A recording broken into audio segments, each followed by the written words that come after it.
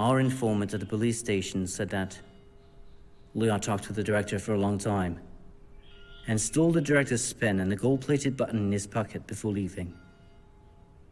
Do we call the police to catch him? Then they'll find our plan. If we want Bai Lao Da, we must take him down at once.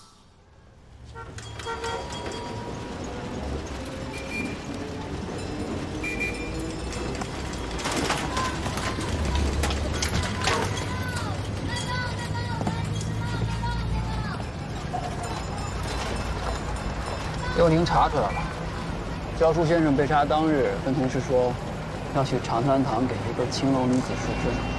教书先生这么有钱，教哪堂呀？省吃俭用不行，只不过当天还没到呢，就被王一刀给杀了。那个妓女呢？这不正在查吗？这种小事省得查不行，还用得着咱们亲自去啊？长滩堂的女孩，道行深、见识广的，一般人还真问不出来。妓女，道行能深到哪儿去？你试试去啊！任何人，只要说话就有破绽，只要有破绽，我就能找到对。对不起啊，不知道呢。你再好好想想，10年前那个案子很轰动的。抱歉，我真的想不起来。不可能，你是这儿的元老，一开始你就在，这么大的事儿，你不可能不知道。我平常很少看报纸的呀，也很少出门了，不知道很正常吧？那你总应该听客人提起过吧？客人聊的都是一些风花雪月的事情，这不吉利的事情聊它干嘛了？脑子瓦特了。行，你要再不跟我说实话，我把你抓回去严审。好啊，那我收拾一下跟你回去呗。如果你审不出来的话，咱们报纸上见吧。不是，姐，坐，我开玩笑的。来，吃水果。先生还有其他事儿吗？如果没事儿的话，我就准备化妆见客了。等一下，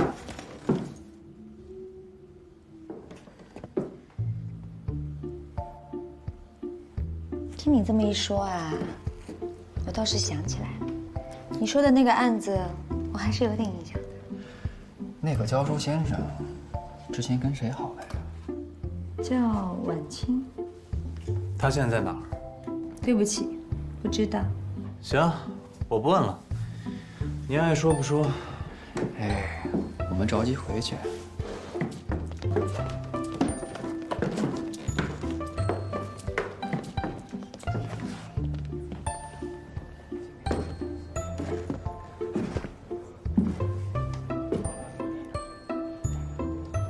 啊，原来如此啊！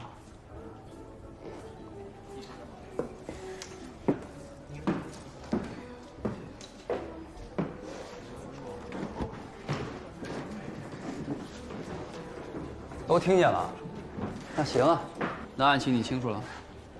他到底说什么了？你不都听见了？我装的。他到底跟你说什么？他说啊，和教书先生相好的那个晚清认为，人不是王一刀杀的。他还去警局闹过几次，后来不了了之了。没过多久他就赎了身，据说现在混成了名妓。那他不都赎身了吗？怎么又做回那个？记者的记。不会吧？从妓女到记者，这个跨度也太大了吧？青楼女子，自幼受教育，琴棋书画样样精通，改行写作的话应该不难吧？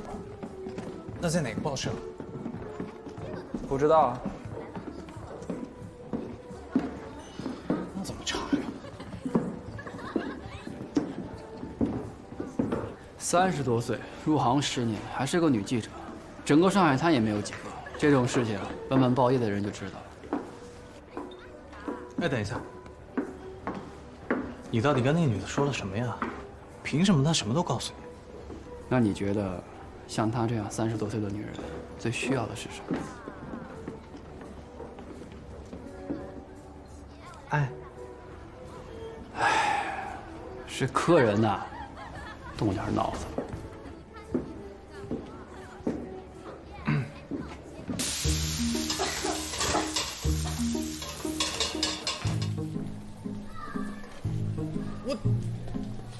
我不是不让你进厨房了吗？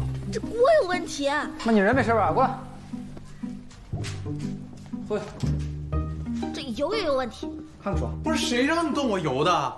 你知道这什么油吗？这是意大利手工初榨的橄榄油，你知道多少钱吗？手都烫伤了吧？能不能小心点啊你？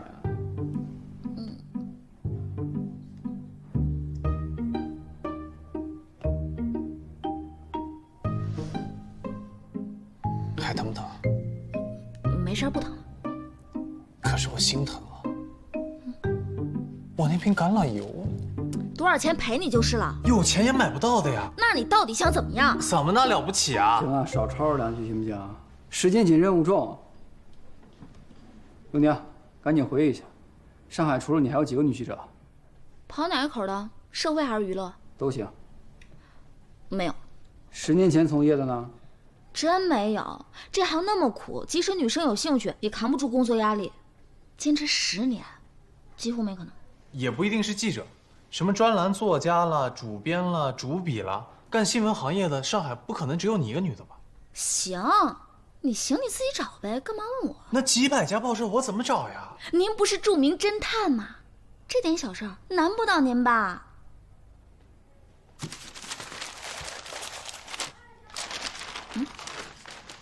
要说女性撰稿人，还真有一个。谁呀？据我所知，这是个女性。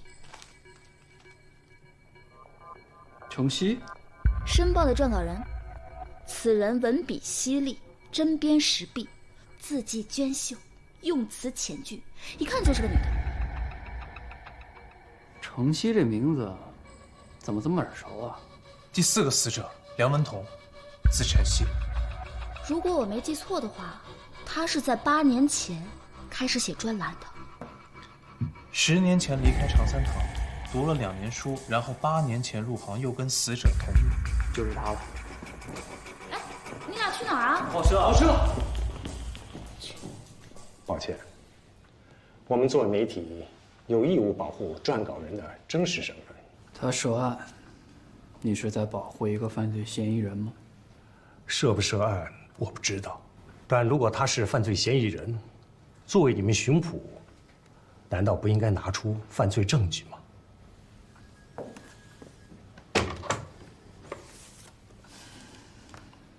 你知道我是谁吧？当然，租界的乔楚生，乔探长，大名鼎鼎，如雷贯耳。那你也应该知道，进巡捕房之前我是做什么的吧？知道。如果乔探长想动武，在下一介书生，绝无还手之力。可是，明天的头条，我不敢保证会写成什么样，或者，您干脆把这报社也烧了。你以为我不敢是吧？不是，不愿意说算了啊。那个，告辞。行。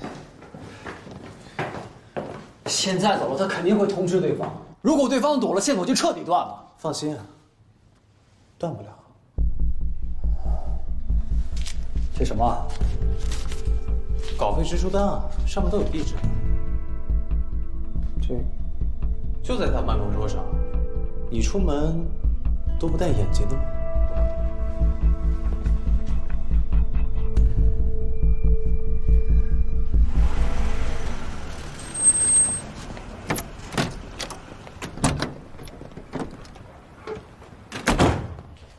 屋里有点乱，随便坐。哇，好多绝版的书啊！梅堂之夜，出版的《羊脂球》，还有莫泊桑的签名，《人间喜剧》，万历年间的《水浒传》，这多少钱啊？不好意思啊，这人脑子有点问题。没事儿，爱书之人嘛，看见好书，难免有点兴奋的。程曦先生，您就是晚清吧？已经很多年没有人这么叫过我了。您一早就知道我们会过来。当然，卷宗上的记号那么明显，只要看到，不起疑也会很难吧？接下来再查查跟死者相关的人，不难会找到我。那你什么时候把卷宗送过去？我没有亲自登门的习惯，我是寄过去的。那你怎么能确定沈大志会在临死前把卷宗放在桌子上，从而引起我们的怀疑呢？他把卷宗放在桌上？是啊，死前还在看卷宗呢。他怎么死的？真不清楚啊。按你的意思是说，我把他给杀了，再把卷宗放在桌上的？您误会了，我们的意思是，这桩命案与您无关。案发当晚，他在圣玛利亚医院打点滴，时间是晚上8点到凌晨1点。你怎么知道？桌上有病历，他急性肠胃炎。从复位单上来看，时间还有药物剂量，至少要持续5个小时。那你怎么能确定是他打的针？他手上有针孔啊！乔探长，你今天出门又没戴眼镜。如果你们还不信的话，可以去医院调查。现场有很多证人，医生、护士、病人，足足有几十号。如果我没猜错的话，这些年来你一直在暗中调查当年的案件，最终你发现，杀死梁文彤的不是刽子手，而是已经晋升为科长的沈大志。没错。这么多年来，幸亏长山堂的姐妹帮忙，终于让我找到一个在案发当晚见过沈大志的人。据他说，王一刀当时醉倒在地，根本没有能力杀人。你的意思是沈大志杀死了你的爱人，然后再嫁祸给王一刀？一开始我也只是猜测，可后来不止一个姐妹告诉我，沈大志当年因为不识字，在巡逻队很不得志，时常流连于长山堂，并在喝醉后经常辱骂读书人。那晚梁先生来替我赎身的时候，就是撞见了醉酒后的沈大志，才亮发了血案。这也只是你的猜测吧？事实也好，猜测也罢，当晚我寄给沈大志的卷宗时，还给他留了一封信。我告诉他，如不认罪，我便将此事登报。结果当晚他便死于非命。你说，他这不是心怀鬼胎，恶有恶报吗？程曦真的没有犯罪嫌疑啊？有人证啊，大哥。或许他买通了当晚的医生和护士。几十个人证呢，你买给我看看。就算不是他亲自动的手，这个案子也肯定跟他有关系。为什么？直觉。相信我，他提到沈大志的时候，眼里那个杀气，我可以很真切地感受到。有犯罪动机，也不代表真的会犯罪。况且真凶是不会把线索往自己身上引。去哪儿啊？香满楼啊。去干什么？10年前王一刀在香满楼前面抛尸被捕，故地重游喽。你是想蹭宵夜吧你？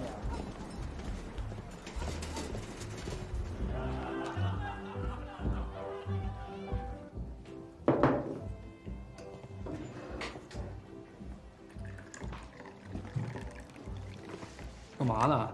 装修可以啊，老板挺阔呀。乔探长，您来了。哟，今朝哪能闻到女朋友到打得来了？他有几个女朋友？这位小哥您是？我是他男朋友，免贵姓陆。哦，陆兄弟您好，您好，您好。别听他胡说八道。我们这次来呢，是要打听一下10年前的案子。10年前那个案子是哪桩案子呀？10年前你们店门口有个刽子手被抓了。店门口10年前，哎，探长，你能不能提点醒啊？我怎么一点印象都没有？10年前2月5号，难怪嘛，难怪嘛。我们香满楼在10年前的2月6号开张，上午10点挂牌仪式，白白老爷子也来了，还送了花篮，天大的面子，我记一辈子了。日子没记错吧？这哪能记错呀？那年的2月6号，腊月23，这是我专门请大师给算出来的，黄道吉日。哎，行，我们知道了。这样，你下去给我们俩备点宵夜吧。今天你们有口福了，刚到的晋江刀鱼，我请后厨包了一点小馄饨，待会给你们送上来尝尝鲜啊！哎，稍后啊，稍后。有点意思啊。想到什么了？没有。哦，你那个派克笔漏墨，我想修一下再还给你。送你了，快说吧。根据卷宗显示，2月5号晚上，王一刀杀人，在香满楼前面抛尸的时候被捕，然后连夜审讯，在2月6号晚上被枪决，对不对？没错。可是香满楼2月6号早上10点才挂牌，也就是说，在王一刀的口供里绝对不可能出现香满楼3个字。所以你的意思是，口供是伪造的？如果沈大志真的是谋杀焦叔先生的凶手，那么他想把罪名推到王一刀身上，只能够串通跟他一起的警察去做假的口供。可是当天晚上他们看到的应该是一个还没有挂牌、尚待开业的酒楼，但是为了让这个口供看起来更加真实详尽，然后他们又回来转了一圈。可是他们没想到，正是香满楼这3个字让他们露出了马脚。接下来就必须找到当年跟沈大志一起给王一刀录口供的警察。你干嘛去啊？查档案去。吃完再查不行吗？哎，尝尝，性格的，咋样？啊？怎么样？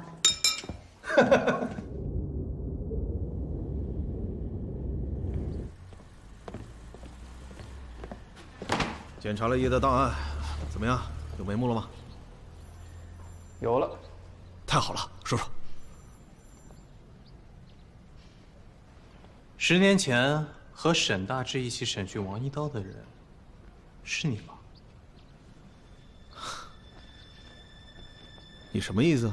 找你还挺费劲儿的。我们查档案发现，警局不久前着了火，烧毁了一批旧档案，包括10年前的。还好乔探长人脉广，找当时的老警察打听了一圈，才知道是你们2个一起审的。你也正是从那个案子起，才开始飞黄腾达的吧？没错。然后呢？然后我们怀疑，10年前是你杀了教书先生，随后与沈大志一起栽赃嫁祸给王一刀。我没听错吧？别紧张，目前只是怀疑而已。老爷子知道吗？啊，结案之后我会亲自跟他说的。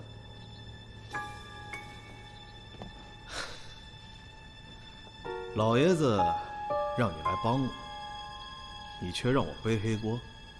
好，我倒想听听，我怎么就成杀人凶手了？来，你请坐，坐嘛。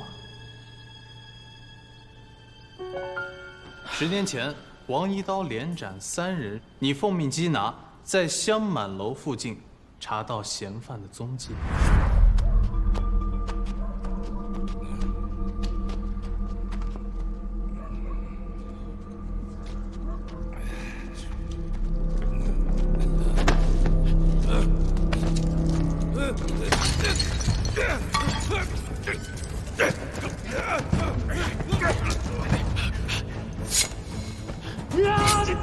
在追击过程中，你与犯人发生肢体冲突，随后误杀了赶往妓院的教书先生。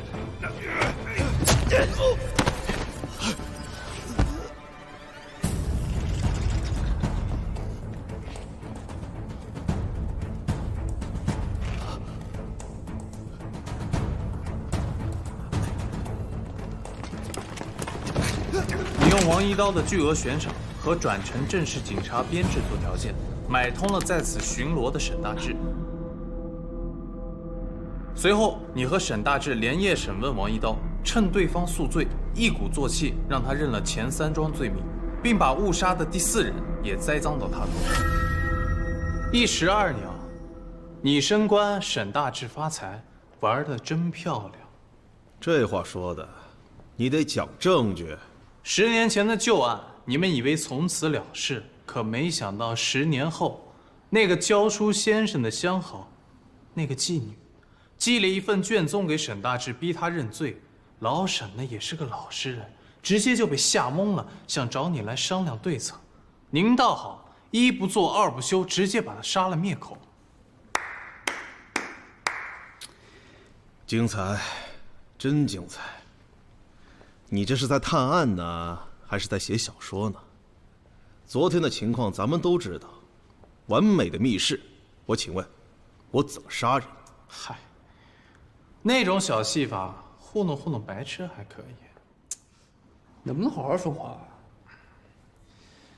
案发现场被定为密室，前提有3：门反锁、窗反锁、风扇转动。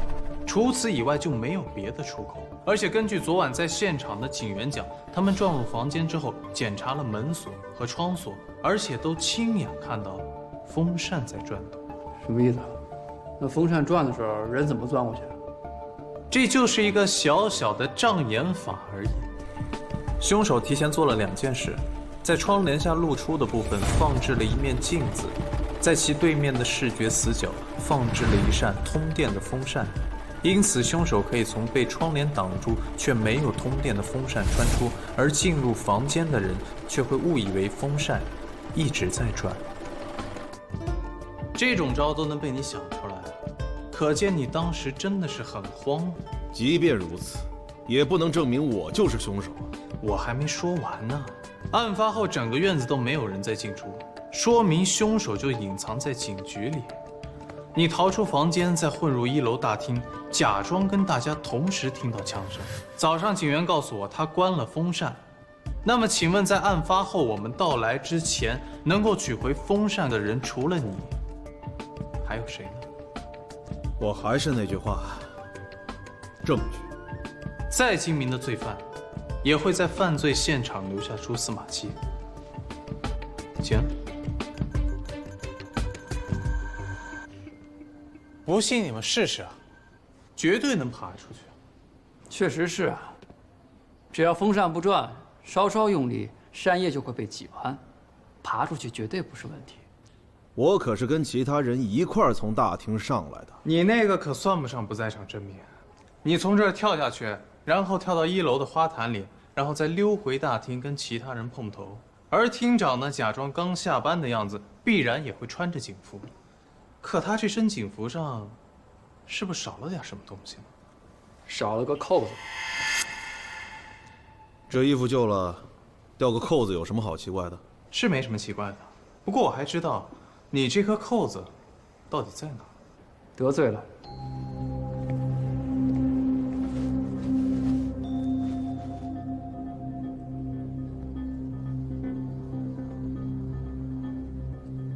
扣子掉了，自然放到袋子里，这能说明什么？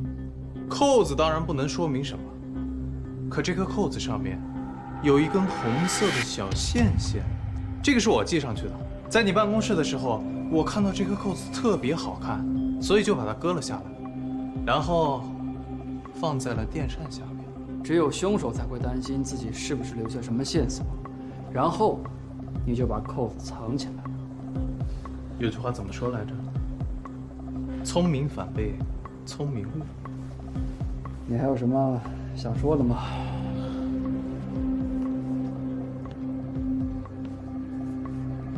楚生，看在咱们是同门的份上，我以前也帮过你。哥，我穿的是警服啊。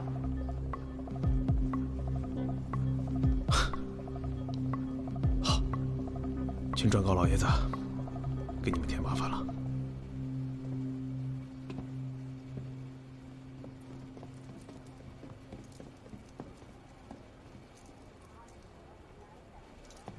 请吧。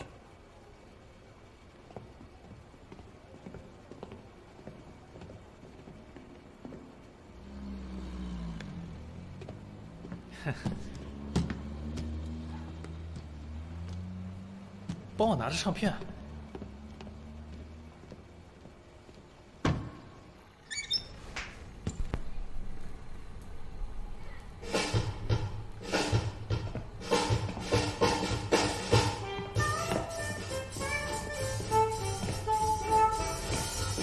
这个案子破案效率够高的呀。承认啊，承认。请坐。干嘛？要采访我呀？这个案子怎么破的呀？跟我详细说说。OK 呀。3块大洋。我稿费才多少钱啊？没关系，我不急啊，你攒够钱再来。行，我去找楚生哥问去。放心，这个案子的凶手是你们家老爷子的得意门生。这种家丑，除了弱智跟缺心眼，没人会往外说。你们这是还普通帮啊？女孩子家家的，读过书也不知道温柔贤惠一点，那你起码要矜持吧？你这样下半辈子都嫁不出去。好，我矜持，我矜持，矜持。别跑！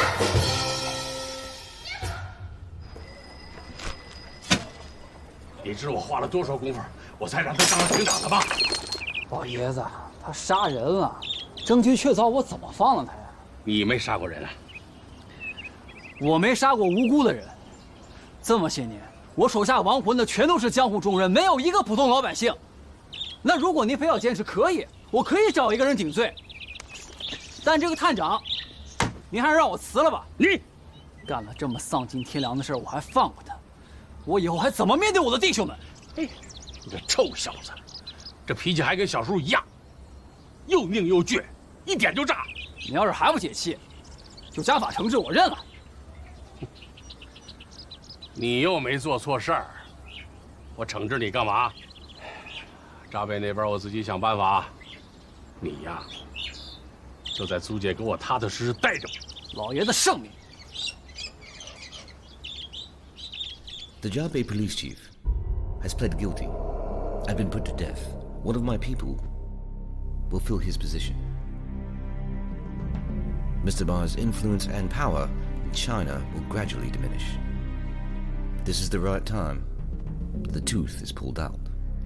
Although the situation is developing well for us, Qiao Shusheng and his followers, their investigation is very thorough.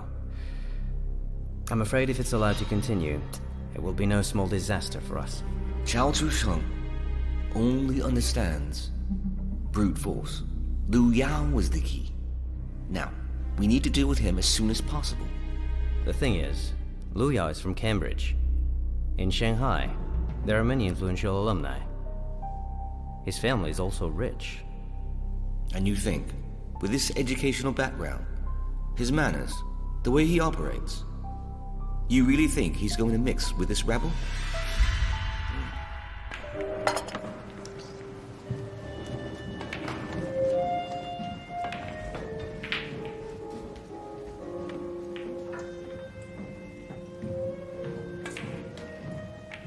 环境不错嘛。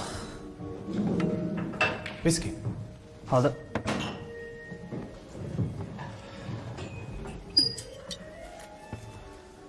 上个案子的尾款，你点一下。谢谢乔老板。钱够花吗？就维持个温饱嘛。怎么不问家里要啊？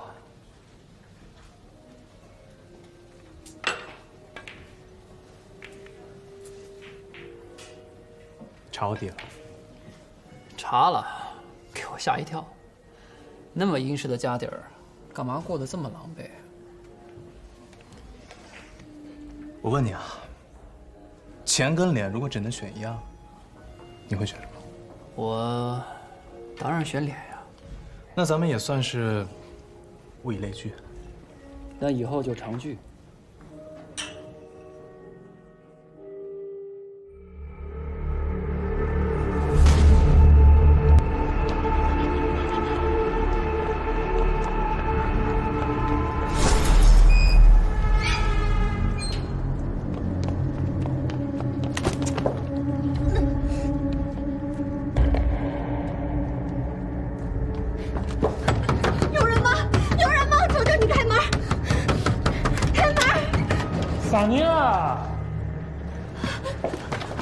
我求你了，你让我进去吧，你让我进去，我求你！哎！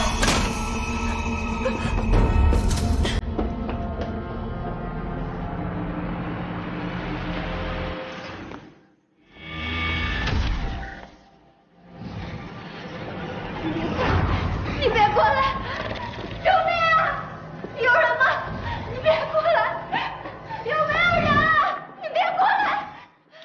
有人吗？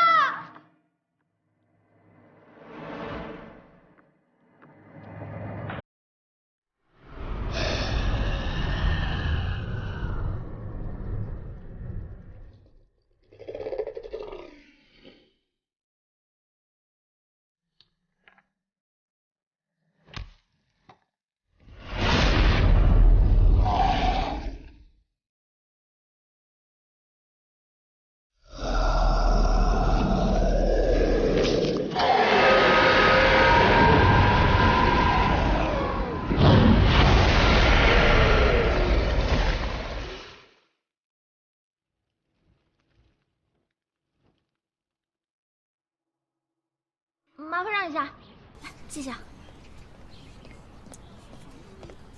什么情况？还不清楚。天哪，这是……哎，等等，我还没拍照呢。来，回头再拍吧。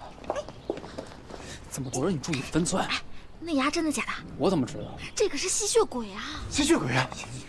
记者跟我说过，死者身份没经证实，你给我试。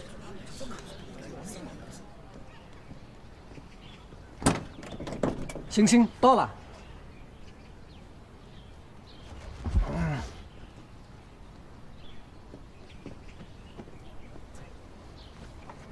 哎，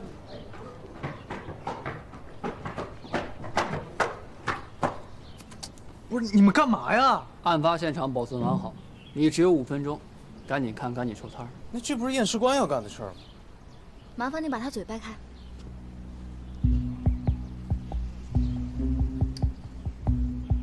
然后呢？你仔细看清楚一点，他一嘴尖牙，肯定不是人类。把我从家里绑到这儿的，才不是人呢。来，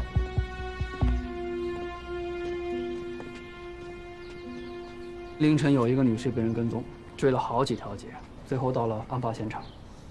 跟踪的人突然间自燃，火势迅速变大，瞬间死亡，而且现场有目击证人。被跟踪的女士呢？受了刺激，情绪非常不稳定。一会儿你问话的时候注意点分寸。我尽量。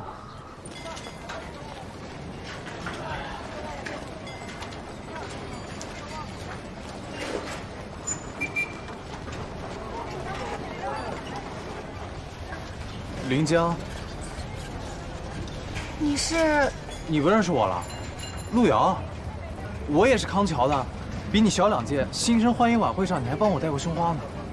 三土。啊。你怎么会在这儿？前阵子呢，跟我老爹闹别扭，现在只能自力更生了。最近呢，在帮徐木房的乔探长办案。哎，不说我了，你现在怎么样？你觉得呢？您是本案的目击者吧？看到什么了？跟我说说。我是新月日报的记者，放心，我会隐瞒爆料人身份的。友情报废。你知道吧？那个人啊是被烧死的。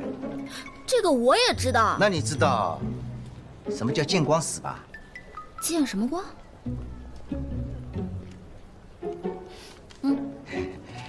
我跟你说吧，这个鬼啊，还没见到阳光的时候啊，他本来要出来吃人的，光打在他身上，轰的一下，鬼被烧死了。你说这个吓人吧？然后呢？然后呢？然后啊？然后就没然后了呀。哎你，哎，你们这么快就收队了？你想继续再看看也行，我和三土要回巡捕房，跟证人再继续聊聊。等等，我搭你的车。你又去哪儿啊？回畜牧房呗，不然去哪儿？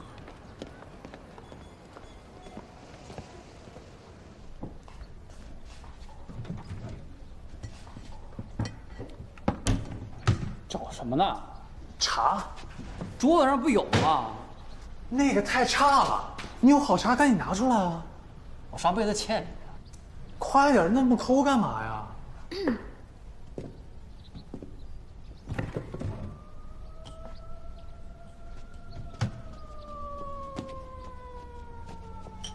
喝点茶，压压惊。什么情况？说是康桥大学的师姐。绝对没有那么简单。你看他那么猥琐。猥琐吗？不挺热情吗？你什么时候见他对女生这么温柔、这么客气过？那倒也是啊。你有什么要问的，尽快问吧。我下午还有病人。病人？我在红仁医院就职。哦，那离案发现场也不太远。昨天我上的是夜班，下班之后没走几步，我就感觉有人在跟着我。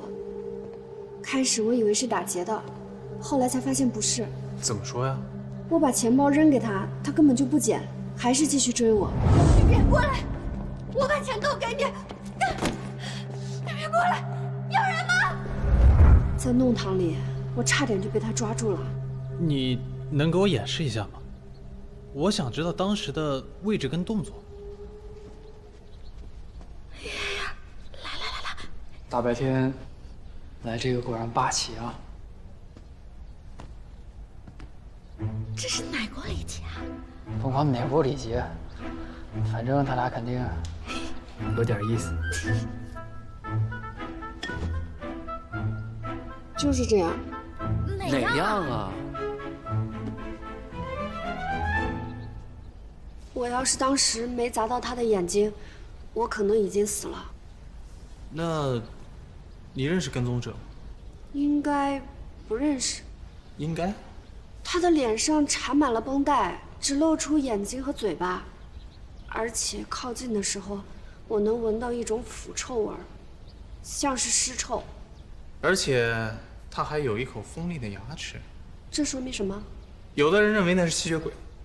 你相信这个？科学没有证伪的东西，咱们也不能全盘推翻嘛。而且听说那个人还见光死，这不也是吸血鬼的特性吗？三图，你可是3医学院的学生，这些话要是让你的导师听见，他会怎么说？爱怎么说怎么说，反正他们也不待见。他跟我说过，在你那一届，你是最优秀的一个。做学问呢，需要有耐心的人，我这种人还是算了。哎，你晚上有时间吗？干嘛？贝当路开了一家法餐厅，味道很不错的。我还不知道几点下班呢，等结束了再说吧。你还有什么要问的吗？没有了，我送你回去。不用了，你好好办案吧。这个事儿要是不解决，我都不敢上班了。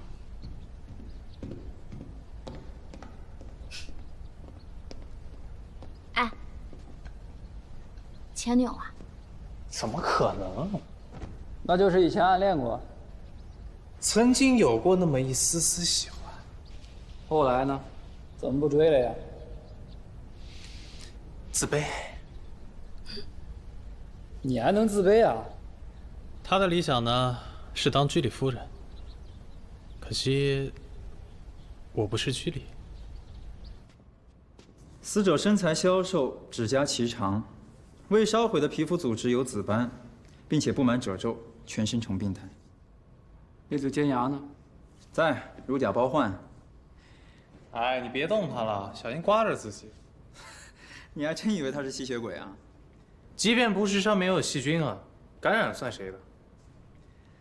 死者的皮肤并无明显的水肿、充血以及炎症反应，内部组织也没有产生热作用呼吸道综合症的迹象，所以这说明他是死后被烧的。理论上说正是如此。